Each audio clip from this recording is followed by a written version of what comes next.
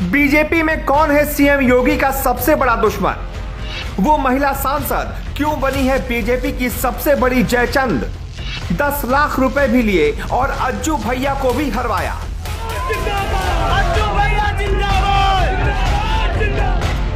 ये रिपोर्ट इतनी पुख्ता है कि सांसद साहिबा की कुर्सी हिल जाएगी।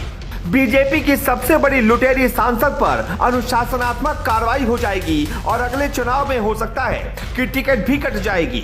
जरा गौर से सुनिए जौनपुर की मुंगरा बादशाहपुर सीट से बीजेपी प्रत्याशी का ये ऑडियो, जिसमें वो साफ कह रहे हैं कि बीजेपी की राज्यसभा सांसद सीमा द्विवेदी ने ही उन्हें हरा दिया। 10 लाख रुपए भी लिए, बीजेपी की गाड़ी का प्रचार में इस्तेमाल भी किया, लेकिन वोट बीजेपी के बजाय सपा प्रत्याशी के लिए मांगे।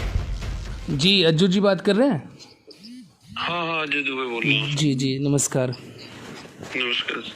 मैं यहाँ से भारतीय जनता पार्टी को उम्मीदवार था भाई साहब जी, और उसके बाद चुनाव बहुत अच्छा चल रहा था। ये जो राज्यसभा की सांसद है सीमा द्विवेदी यहाँ पे, जब हम पार्टी ज्वाइन नहीं किए तो पहले ज्वाइनिंग का विरोध किया। ज्वाइनिंग करने के बाद वो उन्होंने फिर कोशिश किया निकाल दिए जाए, निकाले भी नहीं गए। फिर मुख्यमंत्री आए, उनके स्वागत समारोह पर उन्होंने पूरी जान लगा दी कि मंच पे न जाए, वो भी हुआ। ऐसा लगा जैसे सपा वाली साइकिल पर बीजेपी की दुश्मन नंबर 1 सीमा द्विवेदी सवार हो गई और चुनाव में साइकिल पर चल पड़ी।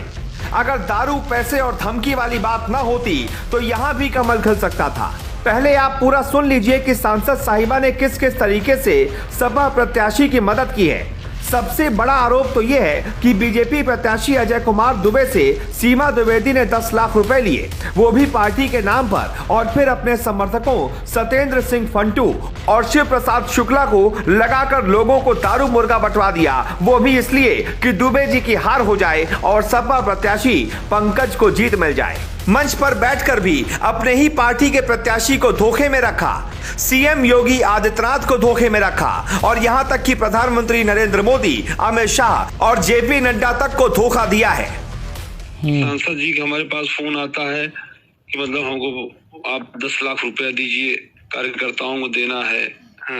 हमने कहा कि 10 लाख रुपए, बोले हमारे ऊपर इतना मानसिक रूप से प्रेशर बना दिया कि हमको 10 लाख रुपए ले जाकर उनको देना पड़ा जो है। अब वही पैसा इस्तेमाल करके उन्होंने दारू मंगवाया, और उसके बाद हर जगह मीट की दुकान से मांस मंगवाया, और जहां जहां बस्तियों में मांस वितरण था मांस वितरण करवाया, दारू वितरण करवाया, पैसा वितरण करवाया। और 2 ब्लॉक प्रमुख भाजपा के थे, एक सत्येंद्र सिंह फंटू एक नाम है, एक शिव प्रकाश शुक्ला, और दोनों भारतीय जनता पार्टी का झंडा लगा के दोनों प्रमुख ने सीमा द्विवेदी राज्यसभा सांसद के इशारे पे रात रात गाँव में गए, लोगों को दारू पैसा बांटना और गरीब आदमी को धमकाना कि सांसद जी तुमको जेल में बैठा देंगे, तुम्हारी प्रधानी खतरे में कर देंगे, प्रधान बेटी से डोंगल जब्त करवा देंगी। इतना धमका दिया कि लोग परेशान हो गए। उन्होंने कहा कुछ नहीं कर सकते, 50-50 वोट काट दो अपने यहाँ से, शपथ दिलवाओ शपथ दिलवाओ। एक तरफ से सांसद के 2 जो है ब्लॉक प्रमुख, ये 3 लोगों ने पूरी जान लगा दिया जो है। अब इन लोगों ने वोट डाइवर्ट कराया सपा को भाई साहब, और सपा को डाइवर्ट कराया, जिसके बाद हम चुनाव हारे। सीमा द्विवेदी पर आंख मूंद कर भरोसा करने वाले ये रिपोर्ट जरूर देखें, ताकि उन्हें पता चल सके कि आखिर शुरू से ही अजय कुमार दुबे उर्फ अज्जू भैया के पार्टी में शामिल होने का विरोध कर रही सीमा द्विवेदी ने कैसे मौका मिलते ही धोबी पछाड़ दे दिया। अब लोकल पॉलिटिक्स की बात भी समझ लीजिए कि आखिर बीजेपी का एक विधायक वहां से जीत जाता तो सीमा द्विवेदी को क्या दिक्कत हो जाती।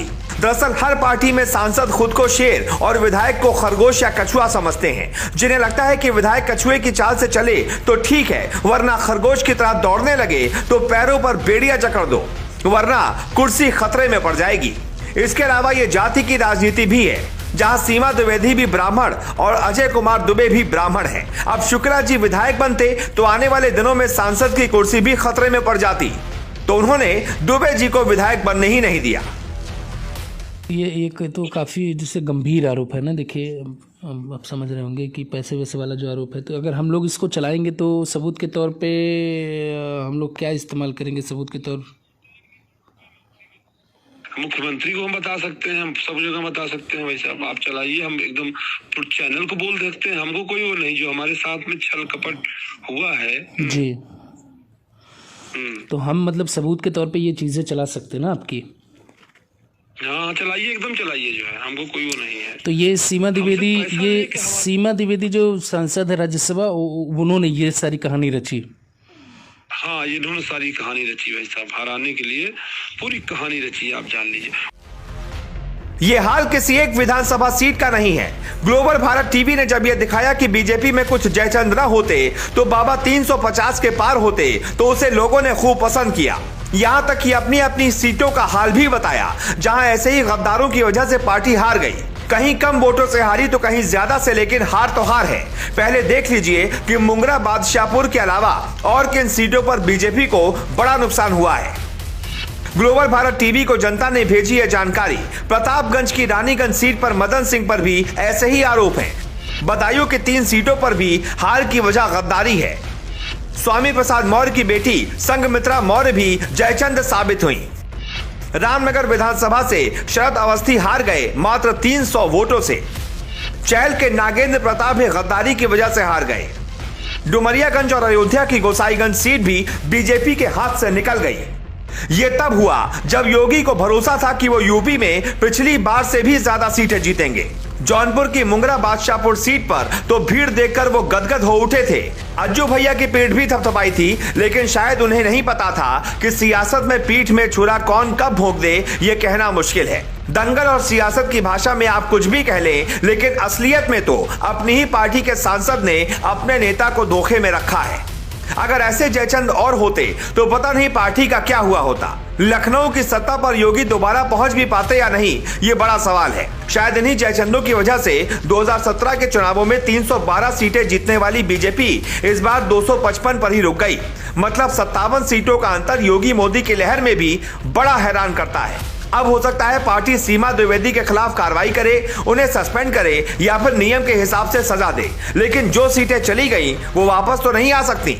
हाँ, इतना जरूर है कि सीमा द्विवेदी जैसे लोगों पर अगर कार्रवाई नहीं होती तो योगी मोदी जो विकास का मॉडल खड़ा कर रहे हैं उसका तंत्र कब हिल जाएगा, ये बात वो खुद भी नहीं समझ पाएंगे। क्योंकि बीजेपी में चाणक्य को धोखा देने वालों की सजा कैसी होती है ये सब जानते हैं कि गद्दारों की सजा काला पानी से भी बेकार होती है। Bureau report, global Bharat.